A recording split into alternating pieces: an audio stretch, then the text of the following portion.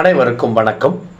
இந்த காணொளியில் நம்ம பார்க்க போகிறது பிரதம மந்திரியின் தேசிய டயாலிசிஸ் திட்டம்.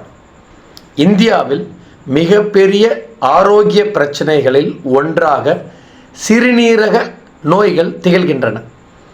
தோராயிரமாக ஒருவருக்கு அதற்காக டயாலிசிஸ் சிகிச்சை ஒரு முறைக்கு ரூபாய் 2000 வரை செலவாகிறது மற்றும் ஒவ்வொரு ஆண்டும் அதற்கு 3 லட்சம் வரை செலவாகிறது.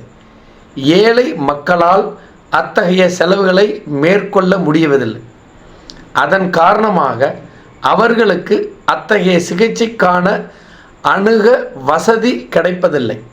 இந்த திட்டத்துடைய பலனை ஏழை நோயாளிகளுக்கு அருகில் உள்ள மாவட்ட மருத்துவமனைகளில் இலவசமான மற்றும் சிறப்பான டயாலிசிஸ் சிகிச்சை, சுகாதார அமைச்சகம் தேவையான சாதனங்கள் மற்றும் சமீபத்திய உள்கட்டமைப்புகள் மாவட்ட மருத்துவமனைகளுக்கு வழங்கும். அது அந்தந்த மாநிலங்களுக்கு இதற்காக சுகாதார அமைச்சகத்திலிருந்து ஏற்கனவே தனிப்பட்ட நிதி ஒதுக்கீடு செய்யப்பட்டுள்ளது. இத்திட்டத்தில் பதிவு செய்வது எப்படி அப்படின்னு கேட்டிங்கன்னா, ஏழை மக்கள், அதாவது பொருளாதாரத்தில் நலிவுற்ற பிரிவினர் இச்சிகிச்சையை அருகிலுள்ள மாவட்ட மருத்துவமனைகளில் பெறலாம்.